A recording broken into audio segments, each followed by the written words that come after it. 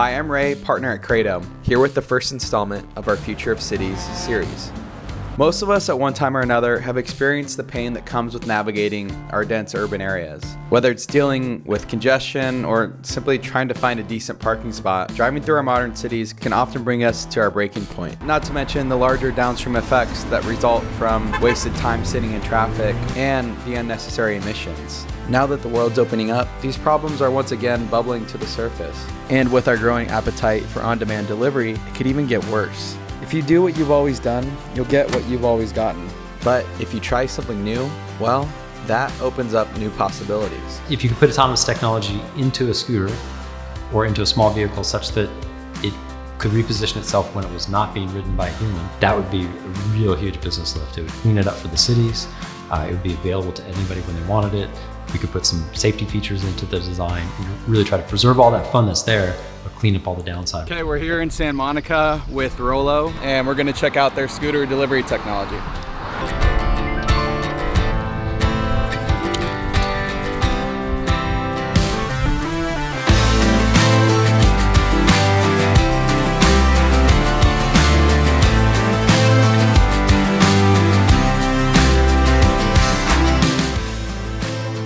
So I'm Ryan McLean. I'm the co-founder and CEO of Rollo. We're a delivery company based out of Pasadena and now Santa Monica as well. We started 2.5 years ago. We started at Idea Lab, really with a very simple concept of taking a small electric vehicle and adding autonomy to it and seeing what we could do with that. We're delivering in a way that's not just sort of adding cars or sticking people in their own cars. Like, we're delivering with a vehicle that's built for local delivery.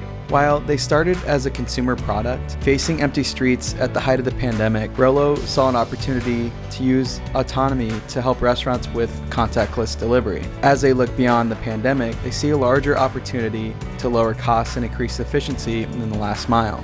Their vehicle, with its hybrid robotic capabilities, could empower local restaurants, while at the same time being a welcome and clean form of transportation for communities and cities. You know, Uber for salad only makes so much sense. It's an electric vehicle, it's zero emissions. So we think at the restaurant, we're really getting rid of the parking footprint. We're not congesting the roads at all. We exist in the bike lane. It's last mile and beyond. I think the last mile feels like, you got to go full mile. But we think there's a lot of value in, if you do the last 100 feet well, controlling the vehicle down to the foot, down to just every posture. Consumers have gotten used to getting their food and pretty much everything else delivered instantly. But these demands are introducing a set of complications known as the last mile problem.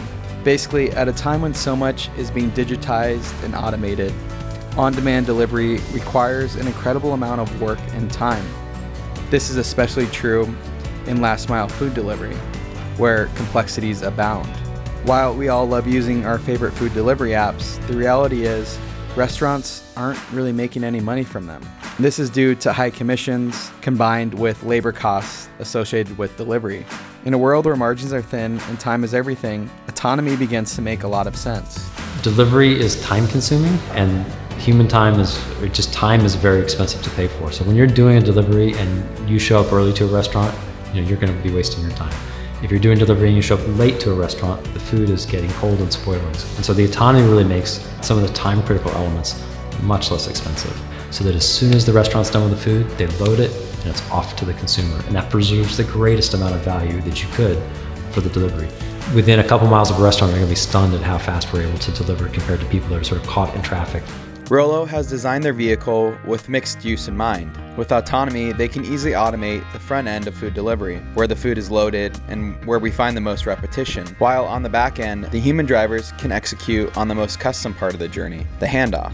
So essentially, the vehicle preserves the human touch while still allowing restaurants to have their foot in an autonomous future. We wanted to design so that it was autonomous capable. So that's really the origin of the 3 wheels, which gives you a stable platform when you're at rest. But at the same time, we really wanted it to be a great ride. So in our earliest market, it was a consumer market. And so it was important that the vehicle have a good visual look, that it have a nice ride, and that it really be something you feel more comfortable on than today's scooters. So we really think we got that. A very important aspect of this vehicle is that it can be controlled either from a remote center or can be controlled autonomously from onboard computing and onboard sensors. And we want to have a mix of those two. The most challenging situations need remote operators, but there are also very simple things that you can do to move the delivery vehicle through the city.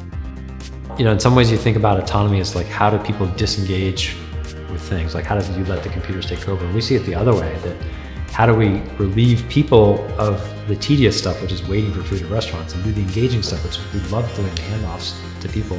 And so if people want that, we're there to do that. If people want to kind of have that high-tech feel, which is fun as well, and they want to come out and interact with the robot, we're happy with that as well. By introducing more flexibility, Rollo is also offering a solution that will increase efficiency for restaurants. With the repetitive tasks automated, they can offer convenience at a lower cost. They also provide a more size-appropriate vehicle for the task of delivering food. Today, Rollo is proving out their technology in Pasadena and now Santa Monica. In Santa Monica, they are taking part in the nation's first zero-emissions delivery zone, a 1 square mile area where the city is testing out new, clean forms of transportation and delivery. Here, we get a sense of what the future could look like for both Rollo and other cities. Right at the beach, right? It's very congested a lot of the time, and this is a great vehicle to really relieve the congestion in their zone.